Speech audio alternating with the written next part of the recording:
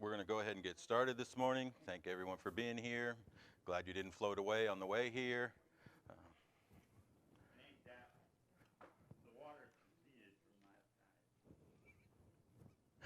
Brother Hank, will you open us in a word of prayer, please?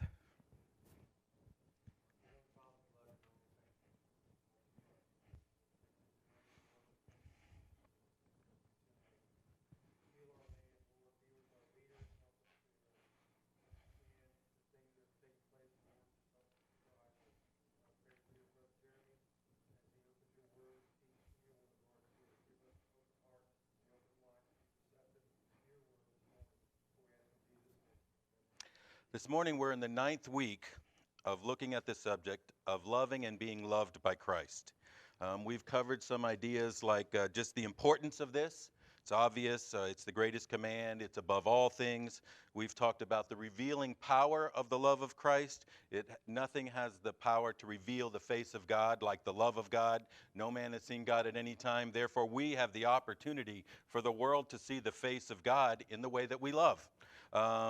It reveals our family relationship. You know, we say we love, but we don't love our brother. Then we lie. We're deceiving ourselves. We've talked about the exclusivity of love. God himself would say, I am a jealous God. We looked at the 10 Commandments, a little bit less commandments, Brother Wayne, and more as covenant. You're going to be my people. These are your commitments. This is part of that covenant. And part of that covenant was he's going to be preeminent. One of those things sometimes that is, I don't often split definitions of words, but preeminent is one that really matters. We tend to look at preeminent as at the top of the list. Preeminent does not mean at the top of the list. Hank, when we say he is preeminent, preeminent means that's the whole list. It means he dominates it all. And so we've looked at the exclusivity. We've looked at the demands of love. What love demands is love. Settles for nothing else. And then we spent, I think, 3 weeks looking at the challenges or roadblocks maybe in this picture of love when we looked at the 7 churches. We're going to close this study out in the next 2 weeks with a look at some conclusions. So we're going to kind of go through these pretty fast. This morning I'm going to try to get 5 done, which means we'll get 4 done. And then we'll close it out next week. And I got to honestly tell you, I'm a little excited about closing it out. I don't like expository studies very much. I would much rather be, I don't like topical studies very much. I would much rather be expository, where you know what you have to do the next week. It's the next verse.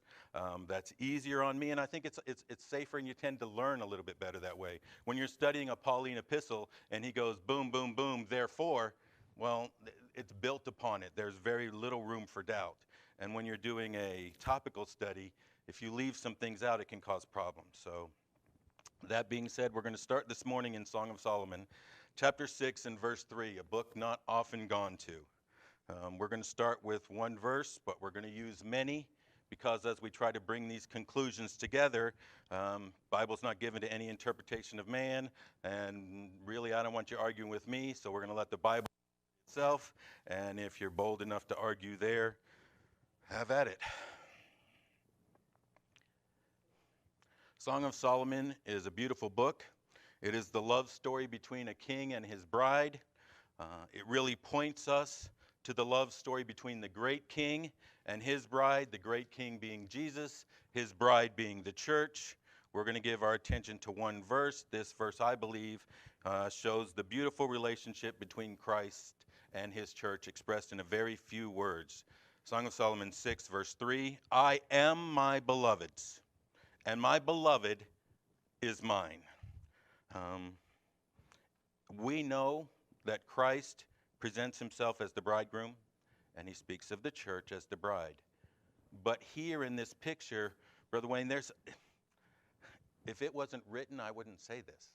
I got to tell you, I feel a little bit awkward. Michelle, I feel a little bit awkward saying, Christ is mine. I'm fine saying I'm his.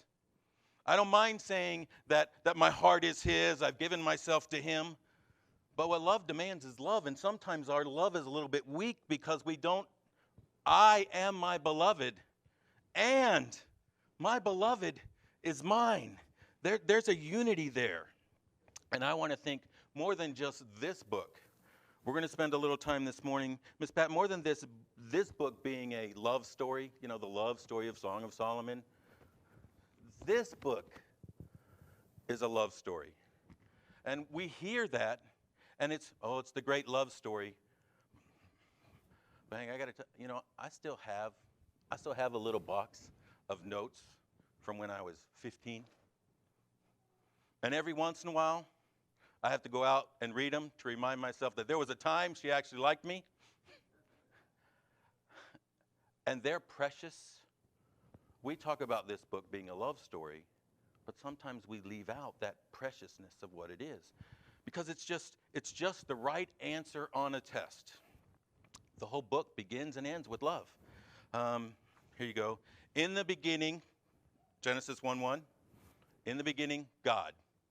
God's in the beginning. We got this easy answer, right? 1 John 4:8. God is love. So in the beginning, we have God. Also, in the beginning, we have love. Before creation was, before anything that we know is, God is love. Love existed. It flowed between the Trinity. The Father loves the Son. The Son receives the love. What does the man love? The Son receives that love. Guess what he gives back? Love. There is this perfect picture of giving and receiving. It is the most beautiful thing you can have. If you want to argue with that, a lot of verses. John chapter 17, verse 24. Father. John chapter 17 gives us the picture of what was on Christ's mind before the cross. To read this passage in that frame of mind, it is a beautiful, beautiful chapter of Scripture. Verse 24, Father, I will that they also, whom thou hast given me, that's us, be with me where I am, that they may behold my glory which thou hast given me. For thou lovest me when? Before the foundation of the world. Before there was anything in the Trinity, flowed perfect love. Easy so far. Gets harder. Here's where it gets harder. We were created in his image. We were created to give and receive this perfect love. That's why it runs so deeply in our hearts. That's why the idea of what's the greatest commandment? We were created to be put in this cycle. What's the greatest commandment? It's to love God with everything that is in us, heart, mind, soul, strength. It's to love, because that's the cycle we were created to share in. And if you miss it, the second is like unto the first, to love. This perfect picture is how we were created. This is where we were in the beginning. So what went wrong? Well, this is where we go. So sin entered into the world and it messed everything up. Well, again, that's just the right answer on the test. This is what I do, just so you know if you ever see my notes. This means it's not mine. It's better. It was not that Adam and Eve ever stopped loving. They were created as lovers in the image of God. They could not undo that. We cannot undo how God made us. Instead, their love turned. When the Apostle Paul writes of sinners, he describes them this way. And this comes from 2 Timothy 2 through 4. For men shall be lovers of their own self, covetous, boasters, proud, blasphemers, disobedient to parents, unthankful, unholy. By the way, if we would go to my Bible, I have these things underlined. I would have lovers of our own self, boasters, proud, unthankful. You know, we usually go to this list and we pick out the things that are the other side. Problems. I intentionally underline the ones that are my problems. And unthankful, that's my problem. We would highlight without natural affection, truce breakers, false accusers, incontinent, fierce, despisers of those that are good, Traitors, heady, high-minded, and how does he close out the list? Lovers of pleasure more than lovers of God. See, lovers we are to remain. The problem of man is we have twisted this love. It is misdirected. It is now perverted. We have been created to love, but instead of loving God, we've turned to love self. Romans would talk about loving the creature. And we'll continue to do this and love anything but God. Now, when we started this at the very beginning, we spent some time talking about idolatry, Brother Wayne. The reason for that is because I could say everything we said so far, and Brother Jerry gets to this point where we say, yes, that's the problem in the world today. But we're not talking to the world, we're talking to the church. And the problem in the church is that we will love anything but God. So we create replacements for him. We redefine who he is and how he acts and what he looks like. We make a mean punishing or an allowing or a disengaged, one who's just setting up there and knows everything but lets us go and doesn't care. See, when we start to look at the God who is, that's when we can join back into this cycle, this wonderful picture of love. The fundamental human problem, as pictured here, is perverting of that love. Probably the greatest chapter in the New Testament, well, in my opinion, Brother Allen, good to see you. The greatest picture in the New Testament of dealing with sin comes from James chapter 1, and we're not going to spend a lot of time there, but I am going to look at it because I want you to see, Donnie, I want you to see, the problem with man is that it's sin, correct. But you know what that sin really is? It's just a misapplication of that love. It's turning to love something else other than God. It's putting something else in that place that only he should have. James chapter 1. Hebrews, James, Peter.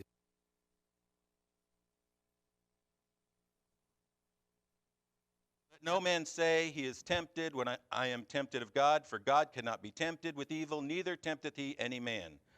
But every man is tempted when he is drawn away of his own lust. The Greek word for lust, epithumia, simply means strong desire. When your strong desire, which desire comes from where? It's the heart. Desire is a loving word. It's an emotional word. Okay, when your strong desire, when he is tempted, when he is drawn away of his own lust and enticed. Then when your strong desire hath conceived, that's a birthing word, by the way. Strong desire in the heart creates, births, brings something into the world. When your strong desire conceiveth, it bringeth forth sin.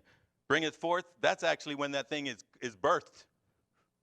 When your strong desire comes to life, what you've born is sin. And that sin, what it does is brings forth death. So what you birth is not a newborn baby. What you birth is sin, which causes death and destruction. But where did it all start? It all starts when your strong desire, this love from the heart, misapplied it. And instead of going here, instead of the preeminence of here, it puts something, anything, anyone in that place. The problem is not that we don't love. We were created to love. We have a desire that will never leave, to love and be loved. The problem is we turn that and try to solve it somewhere else, often in good places. When he says jealous, he says preeminent. And that is what's required. Next.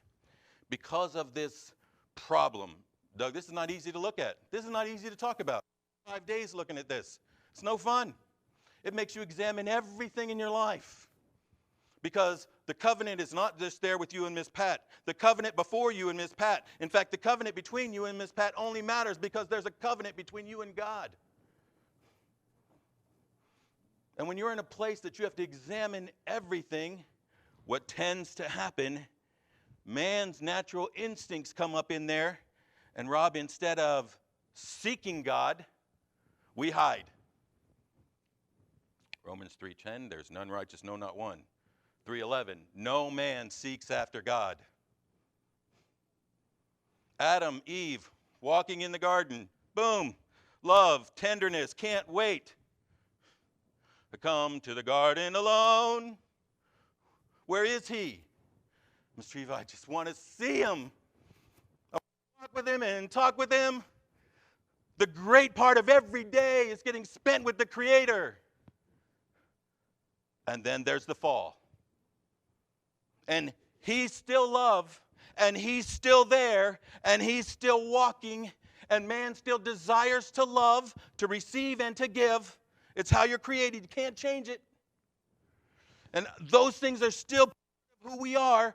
But what does Adam do? He hides. He hides from love. Go away. You want to talk about the problem of our society? Leave me alone. Let me say this way. Love, go away. But Ms. Myrna, love, go away. Inside of you is still a desire to love and be loved. And God is love. And you are separate from him every day, every minute, all the time, in the future. No hope. No love. Well, then all they have to do is hide and run. Because that's what man does. That's what man has been doing since Genesis chapter 3. Luke chapter 5. Luke chapter 5. Because of the multitude pressing against the Savior. He hasn't called his disciples yet. He goes by the lake Gennesaret, and there he sees some fishermen. He steps into one of the boats. He says, "Cast me out so that I can speak." He does. Then he says, after he's done speaking, "Go out into the deep. Cast your nets on the other side." The miracle of the fishes and the boats happens. And Peter says, it's probably around like verse 8, 5:8, 5:9. Peter says, "Depart from me.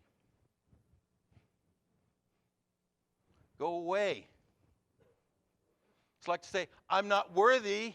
I don't belong. Go find someone else who fits. Because when faced with love, it's run and hide. I don't belong. I'm not the right kind of person. You want to see love? You go through the rest of that picture.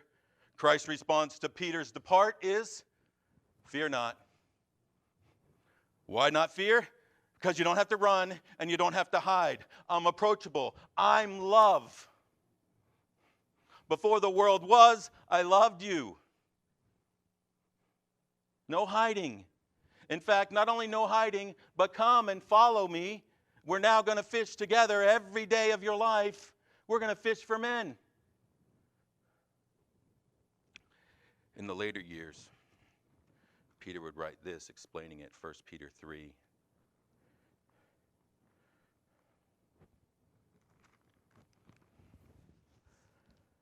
Verse 18. For Christ also hath once suffered for sins, the just for the unjust, that he might bring us to God, being put to death in the flesh, but quickened by the Spirit. Peter would say this, you know why he came? Let me tell you, Brother Hank, let me tell you who he is. He is the one who came and went to the cross so that you and me and Peter can be restored back to God, restored back to the love which we had before the foundation of the world. You see, it was always his goal to have you part of that cycle, giving and receiving love with the Creator. And he came to restore that exact thing to you. And if you say, well, I don't see all that in that verse, well, you stay in Peter and go back to chapter 1, verse 8, where he begins to lay out his foundation for the book. And he would say this, whom having not seen, ye love. You know what was going to keep them from the fiery trials? You know what was going to keep them going? You know what was going to keep them strong? whom having not seen ye love. You've been restored to love, which fulfilled, by the way, John chapter 17, the end of the high priestly prayer. And I have declared unto them thy name, and will declare it, that the love wherewith thou hast loved me. Hank, before going to the cross, this was his prayer. The love wherewith you, Father, loved me, the Son, may be in them, and I in them. Do you understand? There is no stretch here. Christ came to restore you and me and Treva and Donnie to this cycle of love between he and the Father, which existed for eternity. And what he prayed for was exactly that. I love this passage, because when you really read this passage, what you're seeing is the words to that song when he was on the cross. It was all about me. I was on the outside with no love, created in a situation where I must love and receive love, and it's impossible. And that frustration and turmoil, and he came and took on the cross to restore that ability.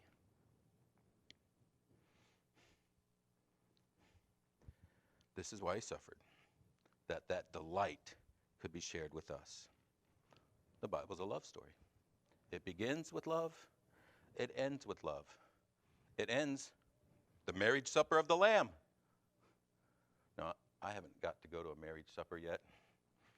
Not where I would be the father. Brother Jerry, I've imagined it. Every time that I pray for a good wife for my boys, I imagine that day when I'll be able to look and see the joy on his face and the fulfillment of my heart, even, Miss Pat, in a dream,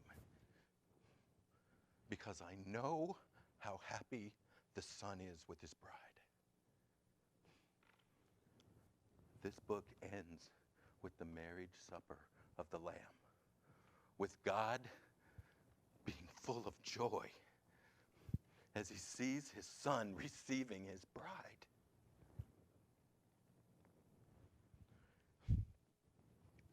It is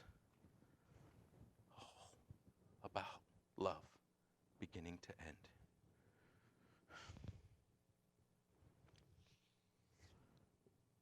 That's why we started in Song of Solomon, a book of love. I am my beloved is mine. But then moving on to like the next conclusion, the next thought, it goes like this. I read that, it's not a very big book. It's not a very big book. I read that book a couple times over the week, read it once, I don't know, like 5 weeks ago. Go through that book. Solomon was an extremely wealthy man. World renowned. Which, by the way, I've gone like, how does this little bitty area become so wealthy? And you know, okay, surely we're exaggerating it. I'm watching Smithsonian or Discovery Channel the other day, and they discover the copper mines. And they're everywhere. And they won't say Solomon, they'll just say during this time period, whoever was in charge of these must have been so wealthy because this was needed by everyone. The wealth of Solomon is still famous today. But if you read that book, nowhere in that book do you see the bride say, "Oof, and the type of life you're going to give me. The ease that my life will become, the riches that I will have." She's about to have servants, and she will never say, "Is it in the budget?" She probably never even has to say, "Can we?" But you read that entire book, there In fact, all that you see again and again is her talking about the love she has for the king. No. That being said, that does not sound very much like the church. In fact, I use this term, it's a real term in my family's relationship, gold digger Christianity. Gold digger, a person who dates purely to extract money from the other person. A woman, I read 3 of them. Miss Myrna, in all 3 it said a woman. Now I know it can be a guy too, but I'm just telling you, all 3 of them it said a woman. A woman who strives to marry a wealthy man simply to enjoy what he enjoys.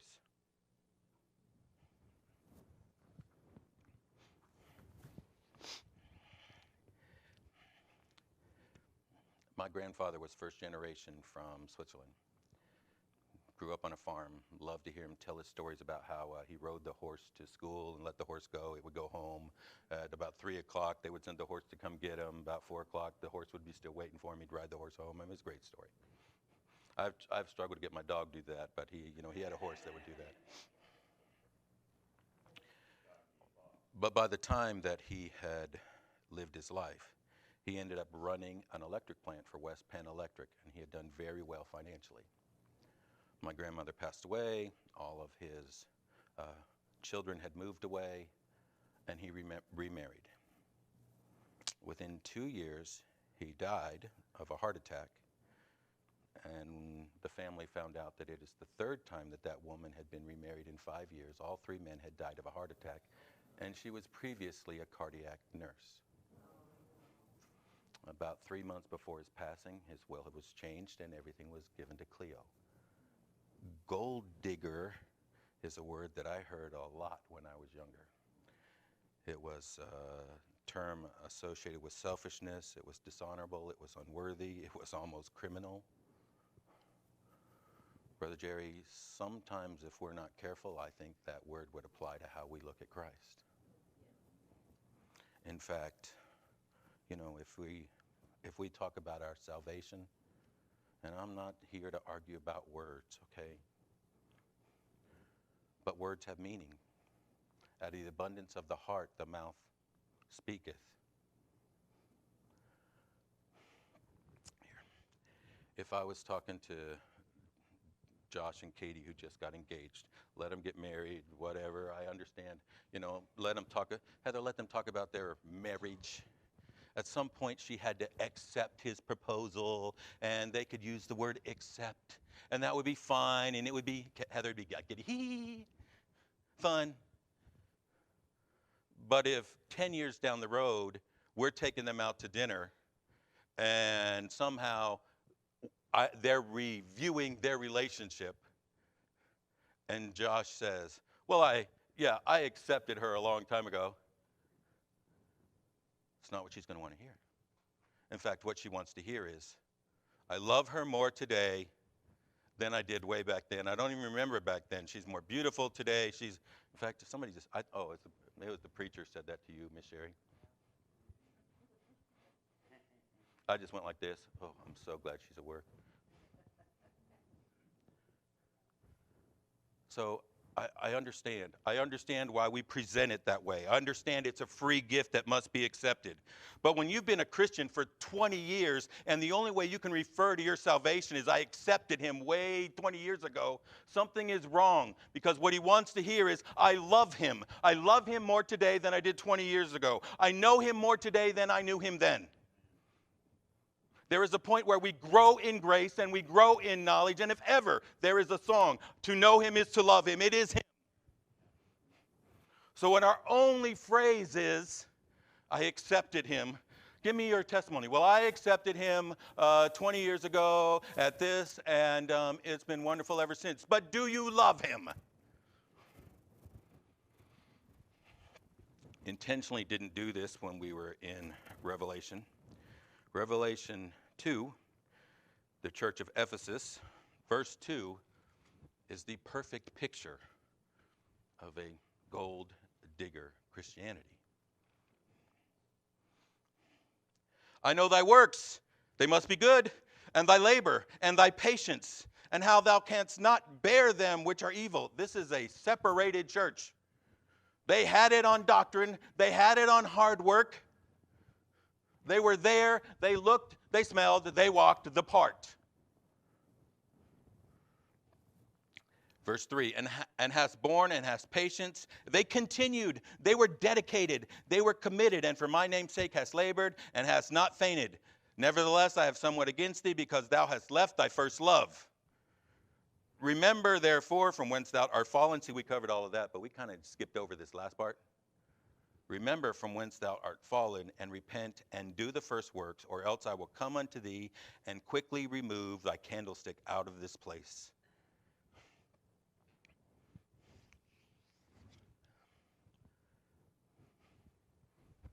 I'm glad you're here, preacher. I enjoy our conversations. I really do. But we're going to have another one. It's going to be one way, unless you take over, then it's going to be one way. You know what keeps a church? It's not hard work. It's not being doctrinally correct. It's not even the holiness. They had all of those. He said, unless you return and love me, that candlestick's going to be gone. Now, let me tell you what happens. If you love him, you're going to obey him. Those other things, they're going to come in line. What we're talking about is what's the motivation. But when we quit loving him, candlestick, it's removed. You want it to stay. What keeps the marriage hot? She's more beautiful today than she was. What keeps the relationship? He's more beautiful today. I love him. A.W. Tozer would write in 1948, 72 years ago, warning the church, the whole transaction of religious conversation has been made mechanical and spiritless. Christ may be received without ever creating a special love for him in the soul. The man is saved, but he is not hungry and thirsty after God. It hasn't been too long ago you taught on the Beatitudes. You don't get too far in before you're hungry and thirsty.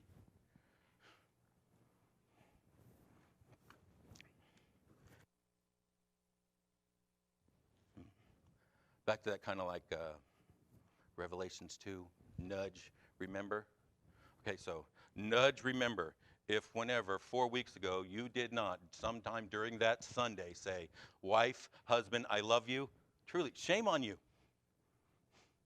It should. So, if you take it now, you go 2 more verses later.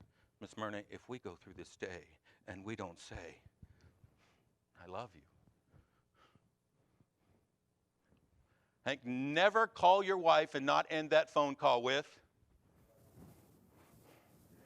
never leave the house, because it's easy to forget, and not tell him, I love you. Forget I love you. We'll go days with no conversation.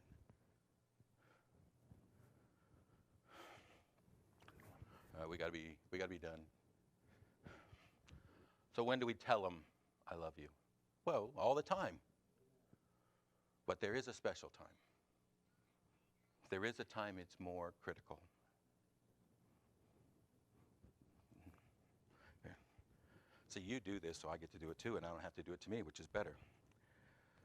You and Miss Sherry don't really have many disagreements, but let's say you did. You know how you can end every one of those disagreements?